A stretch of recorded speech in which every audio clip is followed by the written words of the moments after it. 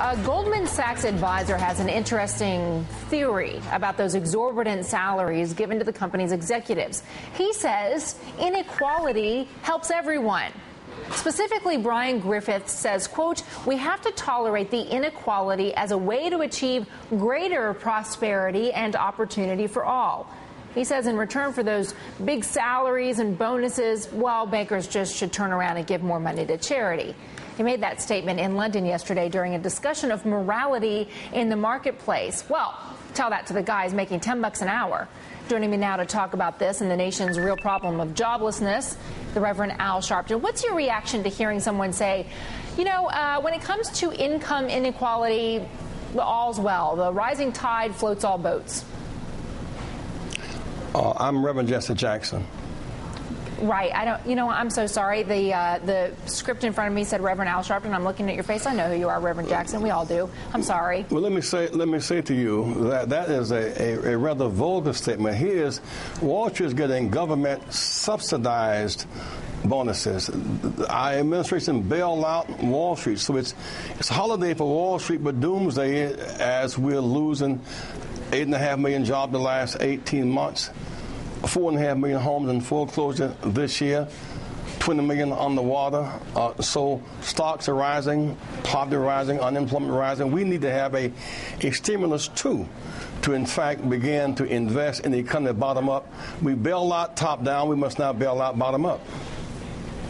Do you think it's a problem when you have, and it's true that we're looking at banks now, J.P. Morgan Chase, Bank of America, Goldman Sachs, certainly, and Goldman Sachs paying back some of that $10 billion plus dividends it got this year, paying back the government money. Do you think it's a problem, though, when there is joblessness heading toward 10%, and yet you still have banks making near record profits?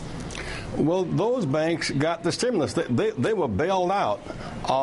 And so you had a kind of economic blood transfusion at the top, but we've watered the leaves, but we've not watered the roots. And that is why this must be a targeted stimulus. You cannot tell people who are losing. I mean, the banks, for example, should lower the interest rate, restructure loans, and not repossess homes. That's change people can feel. Right now, we're still hemorrhaging jobs because of an imbalance in our trade policy. We're still hemorrhaging jobs out, plants closing, and drugs and guns are coming. We still have $100 billion a year in student loan debt where youth are having to leave school because they cannot afford to stay there. And so for someone from Goldman Sachs who has been so heavily subsidized by the government with taxpayers' money to say what he said really is offbeat and certainly unfair. How would you grade the Obama administration in terms of taking the reins and providing opportunities nationally for people who live in the land of opportunity but just aren't seeing the opportunities? You know, stimulus part one was to stop the catastrophe on Wall Street.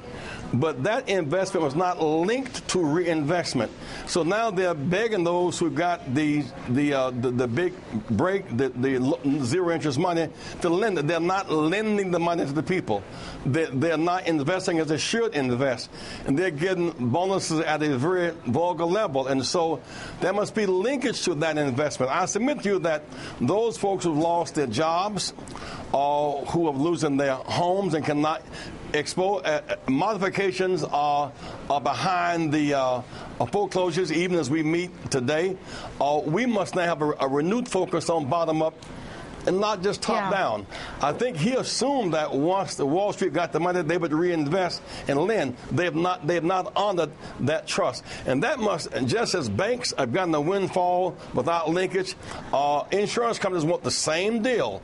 They want to have a windfall on insurance and have the right to keep exploiting without a public option. And that cannot happen either. The people must somehow be a priority. Reverend Jackson, you wrote an article about this. It's interesting because it sounds like you're pushing similar programs to what FDR did during the Great Depression, which is to say people not only need a handout, they need to feel like they have a way to earn a living for their family, that they can go out and work hard and provide for their families. What needs to happen on the jobs front? The priority must be to create jobs. The stimulus must be job creation. Give me some specifics. People who have a job can negotiate, modify their home. What, green jobs? I mean, are you talking about changing the way our park system looks, repairing our highways? What, in your mind, would be consistent with what we saw FDR do during the New Deal? One, putting the common people back to work. Even some of the stimulus money is coming from Washington, the states, some the cities, not much. Most rural areas don't have broadband yet, for example. It needs to be a more bottom-up, and it needs to be a real focus on job creation. You can't do that without also dealing with our trade policy, because we're losing jobs, not the better workers, but the cheaper workers. There must be some sense of at the heart of free trade must be fair trade. And I submit to you that so far, Wall Street had a big party last week.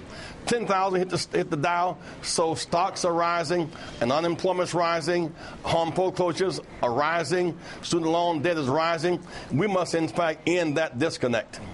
Reverend Jackson, it's good of you to join us. I appreciate your time today. Thank you, sir. Thank you.